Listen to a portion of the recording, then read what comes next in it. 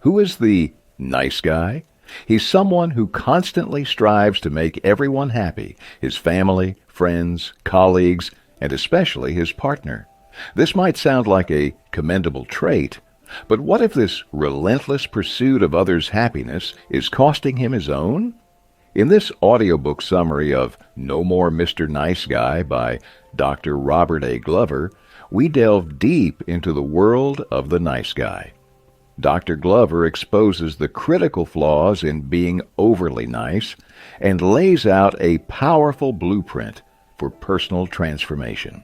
This book isn't just a guide, it's a call to action for anyone who has ever felt they're putting everyone's happiness before their own, often at the expense of their desires and well-being. Stay with us as we uncover why nice guys rarely feel fulfilled and how they can reclaim their power and happiness. By the end of this summary, you'll have a clear understanding of the steps necessary to break free from the nice guy syndrome and start living a more balanced and rewarding life. So, if you're ready to challenge the norms and embrace a life where your needs are no longer sidelined, keep listening. This summary could very well be the first step toward a more assertive, confident, and genuinely happy you. The Nice Guy Syndrome. Jason, a 35-year-old doctor specializing in physical therapy, started individual psychotherapy sessions with Dr. Robert Glover, the author of this book. Jason described himself saying, "I am a nice guy, probably the nicest guy you'll ever meet." Everything in Jason's life appeared perfect, except for his sex life. Jason and his wife hadn't been physically intimate for months, and there seemed to be no hope of improvement. Jason always wanted to be liked and loved because he considered himself to be very generous. He prided himself on never getting angry or easily hurt, always considering others' happiness. He never got into disputes, particularly with his wife, and avoided sharing his true feelings with her, fearing conflict. Despite all his efforts, it seemed like Jennifer, his wife, was not happy. Jason had always tried to fulfill his duties as a good husband and father, yet Jennifer always found something to complain about. One day, as Jennifer was preparing for work, Jason got their daughter Chelsea ready by bathing and dressing her. However, when he saw Jennifer, she appeared irritated and criticized. "Why did you dress her in those clothes? They don't look good on her at all." Jason was hurt by the lack of appreciation for his effort, as Jennifer pointed out flaws instead of thanking him. Another evening, after dinner, Jason cleaned the entire kitchen, hoping this would please Jennifer. But as soon as she entered the kitchen, she remarked, "Why didn't you clean the counters?" Instead of acknowledging his efforts, she pointed out what he missed. The real issue for Jason, however, was his sex life. Jennifer showed no excitement about being intimate, which stressed Jason. He never forced her because he wanted to be a good husband, but this aspect of their marriage was being completely neglected by Jennifer. Jason felt he deserved love and acceptance in life, questioning, "Am I asking for too much?" Dr. Glover has met many nice guys like Jason. For instance, Todd is another nice guy who behaves very respectfully with women and prides himself on being a good listener. Many women consider him a friend, believing that the woman who ends up with him would be very lucky. However, none of these women want to shift from friendship to a romantic relationship with Todd. Despite his niceness, he remains single, puzzled why women only want him as a friend, preferring more rugged types for relationships. Bill is another example who can never say no. He helps people by fixing their cars, coaches the local Little League baseball team, and is always available to help friends move. He also cares for his widowed mother, visiting her every evening after work. Despite his willingness to assist everyone, Bill receives little in return compared to his efforts. Then there's Gary, whose wife constantly insults him and humiliates him in public. She has never apologized to him. It's always Gary who tries to mend things, enduring her scorn and insults because he deeply loves her and seeks peace regardless of his own feelings. These stories showcase various manifestations of the nice guy. Dr. Glover notes a common trend among them. They believe that their actions are always correct and expect praise in return. They ignore their needs and emotions in pursuit of peace, even if it leaves them internally broken. Whether it's their wives, girlfriends, or friends, they remain engrossed in appeasing others. The making of a nice guy. How does a perfectly good man become a nice guy? How does he forget his own feelings and respect, choosing instead to appease others? How can someone become so dependent on others for every little thing? To what extent will a person sacrifice his own needs and feelings for the happiness of others? Dr. Robert Glover explains that becoming a nice guy often begins in childhood. It's possible that, as a small boy, the nice guy was consistently ignored or neglected by his family, and his feelings were never acknowledged. As a result, from a young age, he might have hidden his emotions, believing that he needed to be a nice guy in order to be loved. It's a fact that the first 5 years of a person's life are crucial. This is when a child's personality develops and they are significantly influenced by their surroundings. During this period, parents play a vital role in a child's mental and physical development. Here are some crucial facts about childhood that many might not know but should. When a child is born, they are completely helpless and depend entirely on their caregivers. They will eat whatever is fed to them and live however they are kept. To leave such young children helpless is to put their lives at risk. Young children are also ego-centered, meaning they believe that everything happening around them is their fault. If they are treated poorly, they won't resist because they are not yet capable of understanding or expressing their own needs. If they are ignored or neglected, they may believe it is due to their own shortcomings. During a child's life, there may be numerous instances where they feel abandoned. Imagine a child hungry and crying, but there is no one to feed or soothe them. Some people become parents without a true appreciation for the responsibilities, often ignoring or belittling their children. These parents may yell, publicly humiliate, hit, or harshly punish their children for minor mistakes. Sometimes they leave their children alone for long periods while they go about their own activities. Now, let us hear about Jose, a nice guy with a painful childhood. Jose is a well-educated, physically active, and successful business consultant, but he despises intimate relationships. He often suppresses his anger and makes every effort not to hurt anyone, yet he admits to being driven to achieve success and recognition. Jose is attracted to women who are dependent on others. He could not break up with his girlfriend because he knew about her financial troubles and felt she could not cope without him. Jose shared that he comes from a family where warmth, love, and understanding were lacking. His father was an extremely angry man who abused his children physically and sexually. Jose's mother suffered from depression. During her episodes, she would clean obsessively or destroy household items and threaten suicide. When Jose was 15, his mother had a breakdown while holding a loaded gun, intending to end her life. Jose broke down the door and took the gun from her. Such dramatic scenes were routine in his home, and Jose and his siblings had become accustomed to this environment. This harsh family life pushed Jose to work hard to avoid losing his sanity. He took it upon himself to fix his family, constantly sacrificing his own happiness in the process. As often happens with nice guys, he began compromising in his relationships and job, prioritizing the needs and happiness of others over his own. Jose says his ability to solve problems was a blessing because it might have saved him from ending up like his parents or siblings.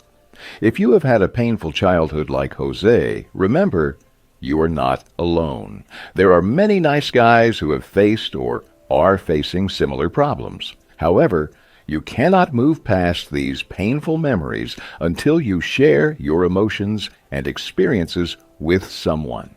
Sharing your sorrow can lessen it, so learn to smile again and start anew. Get the sex you want. Success strategies for satisfying sex. One common problem in the lives of nice guys relates to sex. Firstly, they often don't find full satisfaction in sex, and typically, they end up with partners who are not interested in sex. Secondly, they frequently do not feel satisfied during sex, leading to a negative overall sexual experience, making them think it might be better not to engage in sexual relations at all. Often, their partners also show little interest in addressing these issues. Thirdly, a nice guy may suffer from sexual dysfunctions such as erectile dysfunction or premature ejaculation. Fourthly, nice guys often suppress their sexual desires and feel guilty about their sexual fantasies, like phone sex or pornography, which they prefer to keep private. Fifth, it could be that nice guys suffer from compulsive sexual behaviors like masturbation, prostitution, cybersex, or extramarital affairs. Overall, the sex lives of nice guys cannot be considered satisfactory. But why do these problems occur? They arise because nice guys often feel embarrassed and hesitant about sex. Here's an example. Alan is a middle-aged married client of Dr. Robert Glover. Alan has a penchant for extramarital affairs, but Dr. Glover believes that Alan suffers from vaginophobia, meaning he fears being intimate with his sexual partners. Alan shared a story about a business trip with a beautiful female colleague who was flirting with him and discussing sexual topics. One evening, after drinks at a bar and some slow dancing, she invited him to her room and suggested they take a hot tub bath together. Alan got into the tub and waited. Shortly after, she joined him in a sexy string bikini. The woman sat on his lap, and they began to kiss. She pressed her body against his, which naturally excited Alan. However, when she suggested moving to the bed, Alan declined, saying he did not want to ruin their professional relationship. This pattern repeated in his other affairs. He would flirt and engage in romantic conversations. But as soon as it came to actual intercourse, Alan would back out. He never truly experienced the joys of sex because he believed that women thought sex was bad. Being a nice guy, he felt he couldn't directly initiate sex without potentially offending them. As a result, Alan's sex life remained unfulfilled, even with his wife. He believed in flirting only, a part of his nice guy syndrome. However, there are 3 ways a nice guy can resolve his issues and improve his sex life. First, stay away from bad sex. Second, come out of the closet. Share your feelings with your partner. Third, seek solutions to your problems independently. Lyle, a 45-year-old computer programmer, is well-liked and a dedicated Christian who teaches Sunday school. He's always ready to help others. But despite his perfect social image, Lyle has a secret. He is addicted to pornography. Although he has been married for 15 years, his secret compulsive behavior has always been with him. Lyle spends hours daily watching porn, engaging in phone sex and cybersex. He has repeatedly promised himself to quit, but he never could. Dr. Robert suggests that nice guys need supportive people and empathy to overcome their shame and hesitation about sex, and they should share their feelings with other nice guys to understand that being sexual is not disgraceful. When Lyle's wife discovered his habits through the phone bill and confirmed them through recorded numbers, she was shocked. Initially, Lyle denied everything, but eventually he confessed everything to his wife. It took him weeks to share all with his wife. Dr. Robert recommended that Lyle should attend individual psychotherapy sessions and join a 12-step group therapy for sexual addicts. There, Lyle had the opportunity to share his secrets and experiences with other sex addicts. Sharing his feelings made him feel much lighter, and he gradually overcame his fear and embarrassment. Besides the support group, Lyle and his wife began to open up more to each other. Gradually, they became intimate again. The fear and hesitation about sex that Lyle had harbored were fading away, and he was starting to enjoy a happy, normal married life. Get the life you want. Discover your passion and purpose in life, work, and career. The only way to live the life you want is to accept yourself as you are. There is no need to change for anyone else. Face your fears and embrace your passions. This story is about Charlie, who was exhausted from being a nice guy and finally decided to face his fears and accept every challenge life threw at him. Charlie was stuck in a job he despised. Fear and complexes had taken root in his heart. Despite having earned an engineering degree 2 years prior, he remained at the same company he joined during college. His boss had promised a promotion upon graduation, but it never materialized. He was still working the same position, even though he was qualified as an engineer. Charlie didn't want this life. His real passion was flying. He wanted to become a pilot, but he had never tried to pursue it and didn't have a pilot's license. Then one day, a friend showed him Dr. Robert Glover's website. Reading the description of a nice guy, Charlie was stunned. It felt like it was written about him. He was amazed that someone could know so much about him. After several weeks, he gathered the courage to email Dr. Robert. He learned that he needed to join Dr. Robert's men's group session, but the thought of sharing his feelings in front of others was terrifying. Charlie was conflicted, but soon made up his mind to face his fears. He promised himself that he would confront anything that scared him. Gradually, Charlie was making progress and eventually succeeded. Over the next 18 months, Charlie committed to pursuing his passion, which had become his life's purpose and goal. He joined the No More Mr. Nice Guy group, where he openly discussed his identity and shared his negative emotions. He even convinced his father to join Dr. Robert's counseling. Charlie admitted to his father that he had always felt unappreciated and overlooked since childhood. He shared all the painful memories that had been suppressed. Charlie then enrolled in the best flying school available.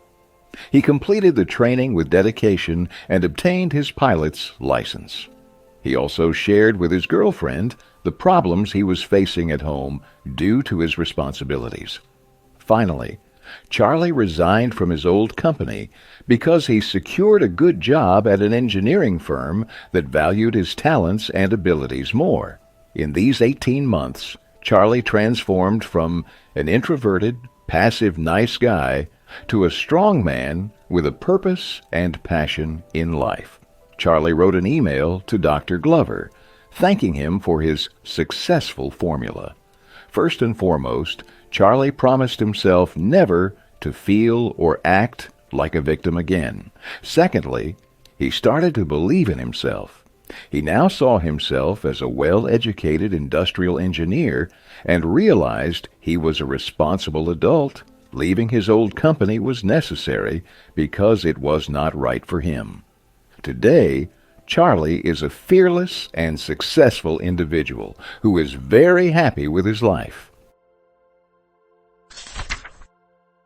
Conclusion.